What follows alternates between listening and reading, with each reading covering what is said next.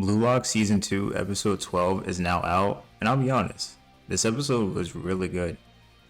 Seeing everything from the anime and how I was able to catch up now is really great to see. Now, we start the episode out with Aiku. We see his past, where he wanted to be a striker who played how the way he wanted to play. He didn't care about teammates and working for the team, stuff like that. He just wanted to be a great striker who scores goals. We see his manager tell him how he needs to play for the team, and he cannot just be the striker who's selfish and works on his own. And from this, we see Aiku's dreams and desires slowly die as he gets older. From this, he then decides he wants to switch to a defender and block out all the strikers who comes in his way. From this, we get back to the game and Aiku is now in flow. I love how they showcase Aiku's flow here, seeing how he can see everyone's stats on their bodies whenever they're coming at him.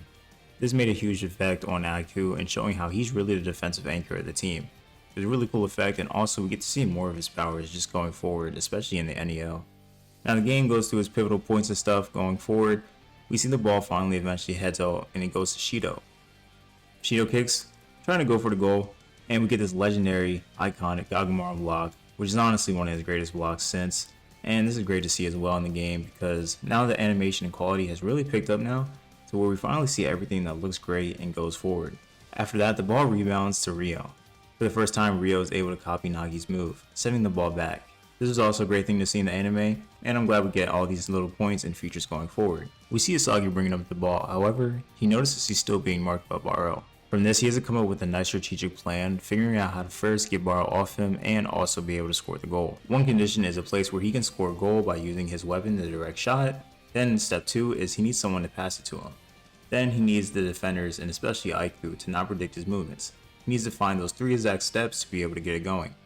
I love the detailing and usage of the puzzles here around Isagi, really showcasing his aura and his strategic thinking. We see a lot more of these puzzles in this season, I feel like, compared to the past seasons, because now he's really using his mind and formulas a lot better and connecting all the dots formally than he was before in the past.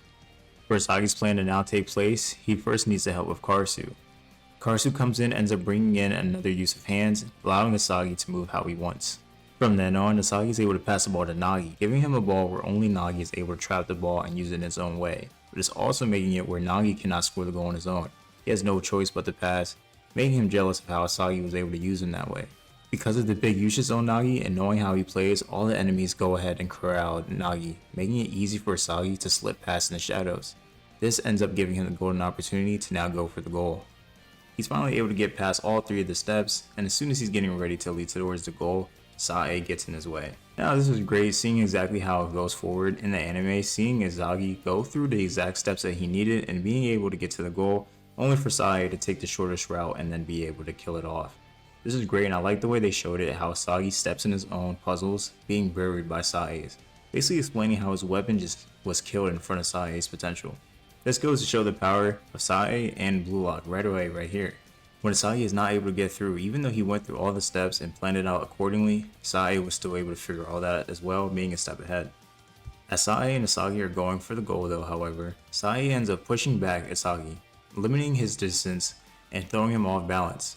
But as he's going through, we see Rin. Rin was also able to see through the same movements of Isagi just like Sae, and Isagi is able to give him the ball and pass it towards him. However though, Aiku is now behind Rin, and they're slowly getting there. And as soon as the ball is going to Rin, we see Barou come out of nowhere, being able to take off the goal with 2 people behind him and score the game tying goal right now. The way they did this goal, showing the aura and the king style of Barou, was amazing.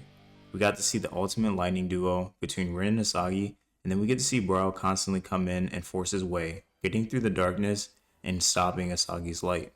I also like the way they showed how he explained it, basically saying that Rin is another Isagi, and they're the same people, so Barou was able to track Rin's movement as well. Then we get this internal monologue with Isagi, basically going over all the steps in his head that will lead to that last goal. He's basically able to figure out that basically everyone has their own trance, and Isagi basically now has to have faith in someone else's trance and go with it, and that's the key to scoring the last goal of the game. I love how he's thinking about this now, and he's trying to figure out exactly what to do to have this game be his. The episode then ends with Rin wanting to be the one to score the game-winning goal. I really like how they paced this as well, because now we have 2 final episodes and they'll both be airing at the same time next week. I'm excited to see how they do the last 2 episodes, as the next episode will start off on chapter 139. Basically, we have around 8 to 9 chapters left, basically showcasing when the final goal will be from the manga. So depending on how they fit this up, we should have a really good pacing style of what they'll do in the next 2 episodes. There is still 2 basic major events that go on between now and the game-winning goal, or actually 3 main events if you really want to count it. So I'm not going to spoil those in this video, but those remaining moments are going to be great to see, and I can't wait for that, honestly. The Blue Lock anime is now finally coming to a short close and end, and I can't wait to see what goes on, honestly. The anime picking up its style and pace like this is really great.